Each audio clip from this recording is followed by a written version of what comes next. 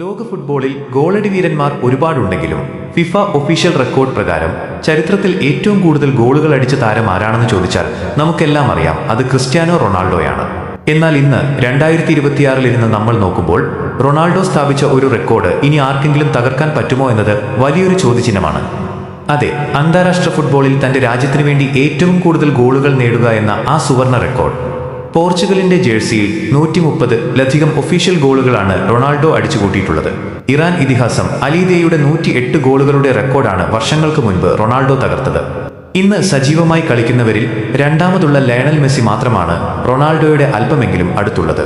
വരെ ഗോൾ നേടിയ ഒരേയൊരു താരം കൂടിയാണ് ക്രിസ്ത്യാനോ റൊണാൾഡോ.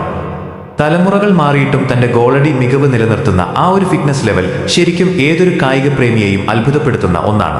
റൊണാൾഡോയുടെ ഈ കനത്ത അന്താരാഷ്ട്ര ഗോൾ റെക്കോർഡ് ഇനി വരുന്ന കാലത്ത് ഏതെങ്കിലും ഒരു പുതിയ താരം തകർക്കുമെന്ന് നിങ്ങൾക്ക് തോന്നുന്നുണ്ടോ? അങ്ങനെയൊരു താരമുണ്ടെങ്കിൽ അതാരായിരിക്കും? ഇപ്പോൾ തന്നെ താഴെ കമന്റ് ചെയ്യൂ.